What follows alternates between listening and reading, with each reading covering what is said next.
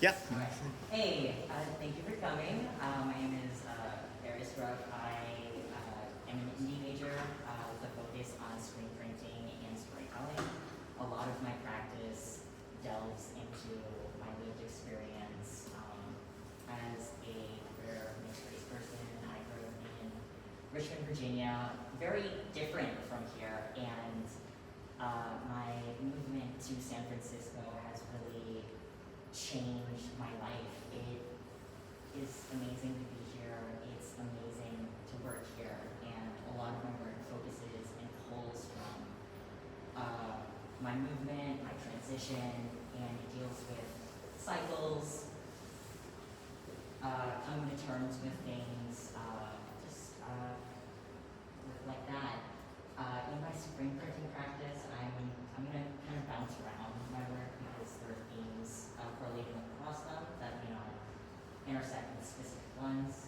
But yeah, my practice and thesis work, it's been centering on movement over yourself, in your body, in like a physical space. I've been really thinking about what it means to like have a body, make it yourself, make it for yourself, and having that as a home as well. And that projects outwards into the location that I'm in, because Richmond is completely different from San Francisco, and my access to like medical care, transitional spaces, and studio practices like has completely changed my work and where I'm going. So with my screen prints, I do a lot of narrative work. I do a lot of artist books and zine practice. I originally started screen printing in Virginia, actually, at a queer community studio, and that's really informed how I view print media and how I practice it. I want my work for the people, and I want my work accessible, and my artist books may not lean into that, but that's why I pick up risograph, I pick up different ways of pushing that forward, pushing that out for people. But as I said, my work deals with cycles and coming to terms with queerness, and queerness as in being transgender, being LGBT plus, but also queerness in the way where you're not finding a place for yourself is abnormal, it is strange, it's something that I didn't see growing up in Virginia, or like not outwardly, it's very subtle, something that isn't talked about. I was lucky to have my family. I was exposed to like, like growing up, my parents were like, oh, here's a like health book where I was lucky to see like, oh, same gender relationships in it. And I was like, wow, that's amazing. But coming here to see the vibrancy of San Francisco and being in two big places at once, finding that space, that is something that I carry with my work. I deal with the outwardness and the inwardness of collecting yourself and finding yourself. So across my semesters, I made a lot of artist books dealing with my gender in relationship to disability, in relationship to my body, and it's all just connected, it's all tied to each other.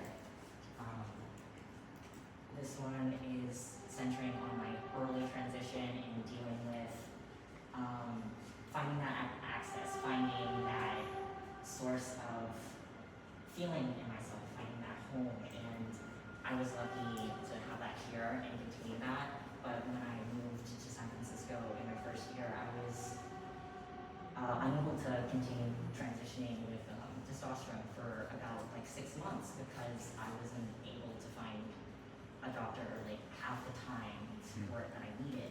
But it's all coming together. It's all about finding those people and places in your community that support you, and I have that in San Francisco and Richmond as well. I think about my loved ones a lot, my friends, my family, people that have influenced me, as well as I think about fiction within my work a lot. Queerness is so easy to like explore in fiction. A lot of what I think about at the beginning of my career at in San Francisco and CCA is finding that sort of communal space in loved ones and practice. So I focus a lot in fiction at the beginning of my career here, and I realized that a lot of my work leads into auto-bio and leads into how I am as a person. These pieces on the wall, they talk about queer tropes in media and how it's displayed, how you find them. I talk about Brokeback Mountain a little bit and talk about just cliches of dating and finding that romance in the online space or in video games. And pulling that outwards into the real world is scary, it's hard, it's something that I've never had in Virginia, but in Virginia I had computers, I had that fiction space to really think about who I am, what I want in my life, what I want for myself, and where I want to go with having a place for myself and having a home. And throughout my practice, I continued screen printing. I really focused on monotypes and printing one-of-ones, originals, or expanding further on a certain screen print. So with my artist books, this one is a 1-2 variant edition. They're unique. They focus on materiality a lot.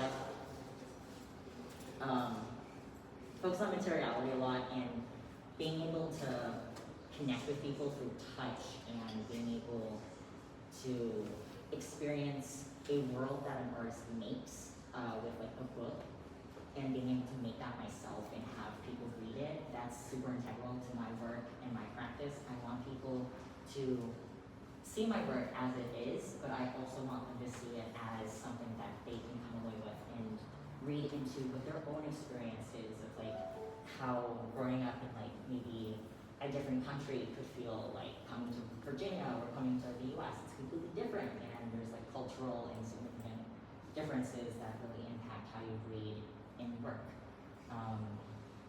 But a lot of my work this semester was thinking about making a home for myself, making a home for my objects. I was really considering this with my testosterone boxes that I made last semester in spring. I took a paper making class, and that was amazing. Being able to make material that I could put bits of myself in. I would reuse medicine documents, packaging. I would put my hair in there, like stuff like that. That was amazing to be able to make paper and print on it and fold it into something that is important to me, but also shows like I think about medicine a lot. It impacts me. It's something that influences like where I can live, where I can't live. The movement of myself and how I can theoretically live in like only like so many places in the US and then outwards as well, that I think about it a lot, and that does impact and influence my work. But I think about the medicine industry and how that influences me as well. Like I'm stuck in it. Like I can't escape it. That's something that I need, not for like just transitional purposes. So that was what I was working through with my testosterone boxes. Because a lot of my work is about physicality, both with like how people interact with it and how they can touch it and read it and like take pieces of it, but it's also about that connection. I want people to be able to touch my work. Paper is meant to be used. Books are meant to be read. Artist books are meant to be read by people. I don't like people having to see an artist book behind a glass container and being like, oh, that's beautiful, but what else is there? That's something that I continuously think about my work and where I want to go forward with displaying it. So please read. But going back to my boxes and finding a place and finding a home for my items, I made a cabinet this semester, as well as a house artist book and my zine over here. It's about cycles. I feel like I really came full circle with my themes and my work. This semester's been very healing for me. It was difficult coming to San Francisco and adjusting to that and just living here as a person. And this work was really about living and coming back to different places. I really want to be able to be myself in wherever I go. And if that means just being me with my body, then that's enough. But I think about it a lot with my movement and stuff like that. But I also really was thinking about my house, my home, my family a lot. I've never really talked about my family directly within my work. I've always either alluded to it or like how I feel about them. And it was very healing to make a monoprint edition of that and being able to carry through different moods and feelings with the houses. This one really captured the bittersweet aspect that I really wanted to connect because I'm homesick of, I love being here, but I miss my family. I think about them a lot. I think about my loved ones a lot. They really impacted my life and they affect my work. Going to the hanging piece, this was also made in my paper making class where I compressed found objects into sheets of paper and then hand sewed it into an accordion zine, which is similar to this structure, but I hung it instead so you could see the particles and everything I put into it. It again discusses medical issues and like coming to terms with yourself. Like, why do you want to live? How do you choose to live? This is something I think about a lot with making stuff because I make stories that I would have wanted to see when I was growing up. And it's surreal to think about how much has changed politically since I graduated and since I'm graduating here now. But since I graduated high school and since I've graduated now. And it's about coming back to yourself and feeling how you want to feed yourself in the future. And maybe the future isn't something that is abstract or not thought of anymore, but it's something that you know that you will live in and you will be in and be present, whether through like medical issues or things of that nature. I think about my friends back home with being transgender and suicidality and how they depend on like Planned Parenthood and other clinics in community areas. And access to community, access to being able to be yourself is something very important in my work. Going forward, I would really like to continue making storytelling, and narrative work is where I like to be in and where I feel myself more. Yeah, that's it. That's great.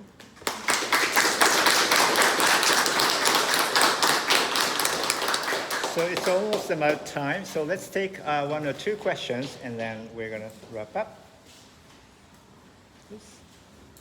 You know what I was going to ask. I actually didn't listen to a lot of music this semester. with all the hard tools and machines that I was working with, I had to really think and wear ear protection to be present for it. And even with my screen printing, with monotypes, because you have to, well, it depends on how you monotype, but because the print isn't locked in, like you can change and alter how things are on the paper, depending on where you want it to be or based on the colors. I had to do a lot of thinking and active like process work with my time this semester. So not a lot of music, but I did listen to Chromotopia. I love video game soundtracks. They stay with me a lot. I like listening to like Nintendo or like Disco Elysium soundtrack is really good. Yeah. Okay, let's take another one. So, did you really like interfacing with your paperwork through sculpture, and do you see yourself doing that more? Because it was really wonderful, because we shared studio walls to see this come together, and it's just so like seeing it all there is so wonderful. And I was curious if it was as like wonderful a process for you as it was for me to just like enjoy seeing it made. Yeah, I really like sculpture. I think of book making as sculpture. I really want to push it though. I really liked making my boxes last semester and like making the shape for the paper to pull through. I'd like to go bigger with them. I think that would be really interesting to like feel the weights. I like ceramic a lot. I made the doorknobs and did it last semester as well. I'd like to revisit that and incorporate it more with my paperwork. Yeah, I'd love to do more sculptural stuff. It's really amazing. I was curious if you like to work in repetition a lot and what that kind of means for you, because you need so many of the same items Yeah. to be able to disperse them and have them reach multiple people. Yeah. I do think about repetition a lot with my work. I think there's something very healing about being able to make the same thing to really become the tool that you make stuff is really important to me. Because you work through your body, work out those emotions, you think about it a lot. Being able to give stuff out or like have people have it in their homes, I think that's very touching to have a story or like an artist book or even a zine reach someone and like they want to take it. Like people asking like, oh, can I take this? And like, yes, please take it. Because if a little piece of me touches you emotionally, then it's very awe-inspiring, really. I'd like to make more stories like that and keep doing that. Right. Thank you so much.